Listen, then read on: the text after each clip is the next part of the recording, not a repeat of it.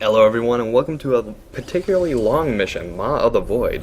I'll be showing you how to do it on Brutal. As always, I'm Tyler, and let's begin. First off, if you're a fairly particular player, you want to micro your battle cruisers out of that Void envelope as much as possible. So using one battle cruiser to kind of draw them out, and then backing up so you can fight them without having to be in the Void envelope, we'll call it, for any longer than you have to. Now this is a fairly lengthy mission. I have 35.4 minutes. Yes, Commander. So actually I think that's 39 or 35 minutes and 40 seconds. We'll be lucky to find any But normal resources anyways, here. back to the mission at hand. Right now you can see I'm pumping out SCVs. I want to get my my economy going as quickly as We'll scout possible. around and see what we can pick up. So I'm going to pump out a lot of SCVs. I'm also going to go straight for battle cruisers. I think I matched up battle cruisers and science vessels for this mission.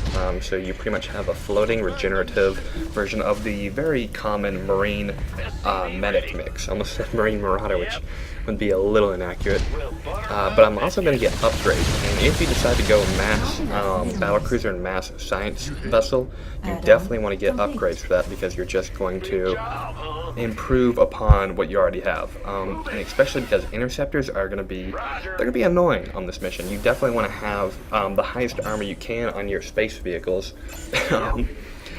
as possible, because you're just going to greatly reduce that, because they do a lot of damage in small increments, and upgrading armor affects like quick attacking units more than hard hitting units. For example, the siege damage of a siege tank will be affected less by upgraded armor than, let's say, a couple Marines. Because the way armor works, and I'm not sure if you're aware, is whatever the armor number, let's say a unit has 3 armor, any damage they take will be reduced by 3 to a maximum reduction of 1. No matter how much armor you have, you're always going to receive, at minimum, 1 unit of damage per hit. So there you go. In case you didn't know that, you've already learned something. But right now I'm building up a bunch of infrastructure. I'm going to get 2 starports with tech reactors, which are sweet research upgrade options. And I'm going to get a few Marines and 1 medic for my bunker. I'm also going to put up a few missile turrets to kind of help out with defense when I'm off, eliminating the Protoss foe for the betterment of humanity, really. Where you go? I'm getting a lot of supply down, getting my upgrade started very early, always important. You definitely want to get those upgraded in your latter games too, particularly if your game's going on above 15 minutes, you want to start upgrades, because it's just a smart thing to do, especially if you're massing up like gateway units or going Marine Marauder Ball or getting a whole bunch of roaches and hydras. You definitely want to do that, take advantage of it for sure. So after the first attack with Protoss, I usually tend to, and I'm not sure if I did on this one, but push out. The way the computer works is it's scripted to attack at certain time increments. So as soon as you beat back one attack, you have the largest window to go and cause mayhem and all that fun stuff. Hit him with the Yamato cannon. So it does look like I'm pushing out over here, and I'm being told to use a Yamato cannon. I'm going to save my energy, even though it could go into waste. Or not, I'm going to nuke that little thing anyway. Yamato cannon is one of my favorite abilities in the game, although I do have to say the science vessel is pretty sweet. Having those little, like, disposable nanobots to go ahead and repair machines, it's fantastic. But I'm pushing out. The sooner you get rid of the Protoss expansion that I'm taking out right now, the more minerals you'll have for the entire game, because as time goes on, he's going to mine, and there'll be less stuff for you to eventually mine. Also, a fairly good way of getting resources in this mission is to pick up everything that's on the ground. There's a lot of scattered mineral things that you just have to walk over with the ground unit to pick up. And fun trick, you can actually use a mule to pick those up. So you can drop a mule wherever you want on the battlefield. There's no restriction to that. So you can actually just, when you see one, make sure you have visibility and drop. And money, just like that. It's literally turning energy into money. So I've got the prompt. I've learned about these Protoss guys, Dark Templar. And fun fact, Protoss units will not take damage within the radio tower dome envelope. However, if you knock out their shields, they will take damage. So that's what separates them. So a unit, if you knock down its shield, you've essentially given it a damage over time effect that will eventually kill it as long as it remains in the envelope. So really, if you're just struggling, if you're going to go harass, knock out their shield and run back.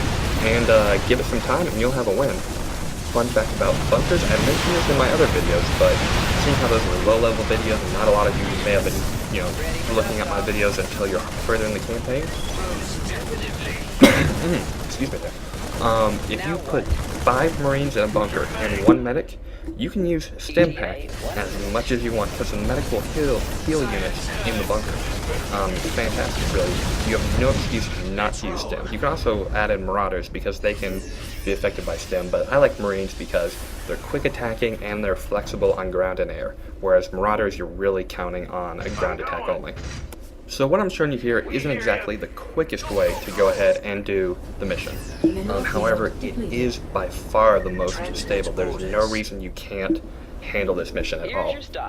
Because essentially, the whole thesis of the style is to use up every resource possible, finish building, spend all your money, pump out this huge ball of battle cruisers and science vessels, and then you're going to push. And when you push, you're going to use your Yamato cannons and you're going to decimate everything. When you're out of Yamato cannon energy and out of science vessel energy, you're going to pull back and let that energy recover. And you do that once, and you might actually beat the mission there. But if not, pull back and just, wait 5 minutes or however long it takes. Go Alt Tab and do email or something like that. I don't know. I don't care. Do that, wait a few minutes for energy, and then push again. Because even if you get attacked when you're alt-tabbed, and let's say only 3 battle cruisers spawn, you're going to have science vessels backing them up. So they're going to be fine. So that's what you have to do, is pretty much full through. A lot of people get intimidated by this mission because you have to worry about damage over time, and by the way, I'm failing hard because I'm fighting inside that radiological fallout shield envelope. I still haven't figured out a good name for that. And like a fool, I'm actually doing a ton of damage to myself. However, I do realize this, and it's not too late. Battle cruisers are amazing versus ground, and they're very good against air. And even big units with a lot of hit points, Yamato cannon. They're fantastic units, and if you ever see a fleet flying towards you of battle cruisers, you're in for fun. There's not a lot you can do because they have burst damage, they have hit points, they can do great damage. They're fantastic for everything. But somehow a unit has come through and, oh wow, look at that, not a problem at all. And if you look at my Marines in the bunker, they have taken damage, however there's no medic in there. So just drop 1 medic in there and you're done. And I think I'm going to leave all but 1 or 2 of my SCVs back in my base to finish out that mineral patch and mine gas. And I'm going to be transferring the rest up here to my forward base, which is now the only base with money in it, which is important. But one thing you need to know when you're getting battlecruiser and science vessels, which is kind of what I transitioned to towards the end of the campaign. Early on, it's Marines and medics. Later on, it's battlecruisers and science vessels. So really, it's damage and healing to flying damage and healing. But the important thing to know about this combination is it's gas intensive, which is why I lean towards the 25% efficiency upgrade that the Protoss have, because it just lets you get gas quicker rather than via less food and SCVs. But yeah, I mean that's pretty sound logic. I'm going a build that requires a bunch of gas. I'm going to get gas early, and I'm going to get whatever I can to enhance my gas collection rate. Now, one thing you want to keep in mind is that if you let your science vessel do all the healing, it's gonna be a huge drain on energy, and when the actual battle starts, you may not have energy because you spent all of it healing up from the previous encounter. So don't hesitate to pull 2 SCVs up on it, 1 void ray and 2 tail in an actual attack. That'd be a pretty fearsome, attack, but with battle cruisers, not a problem at all. I actually tell my battle cruisers to focus on the carrier, because if they spend all day attacking the interceptor, it doesn't feel as efficient. Because I can heal, I figure, I'll take the damage to get the fight over with sooner. But like I was saying, as you can see, my science vessels are completely depleted on energy. So I really need to use more SCVs to kind of fill in the gap of healing. So I think at one point I actually turned off my science vessel healing. It's actually auto-cast, by the way. So if you find the icon on there, you can right-click it, and there'll be a glowing like worm on the outline. There you go, you saw right there on the outline of the unit frame. And if you right-click it, it'll go away, and the ability is no longer on auto-cast. But now we see that I'm finishing up my transfer. My upgrades are pretty far along. I have, it looks like +2 weapon, +1 armor. So not bad, especially coming from one armory. Alternatively, it looks like you do have the economic ability to fund 2 armories going up at the same time. Whether you want to get upgrades a little bit faster, or have like 1 or 2 extra units. Oh, there's a fail load. Have 1 or 2 extra units on the field. Completely your choice. Here's your stop. What else? Okay, here's a little bit of a theory when you're building units. If you're high on gas and you're going my build, you want to get science vessels because they cost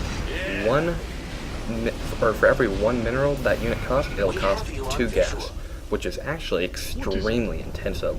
There are very few units that are that gas intensive. By contrast, battlecruisers are, I want to make sure I get this right, I think they're 400 minerals to 300 gas. So they're 4 to 3, which is, it'd be 0.75 gas per mineral, I think. And, yeah, I think that's right. I'm gonna hope it's right. But anyways, the science vessels are 2 gas for every mineral, which is just huge. It's nearly 3 times the amount when you look at it that way. So yeah, keep that in mind. And I am running out of stuff to commentate about, so I'm gonna talk about the weather. The weather's actually been pretty nice here. I had to go out to a biochemistry lab the other day, and for the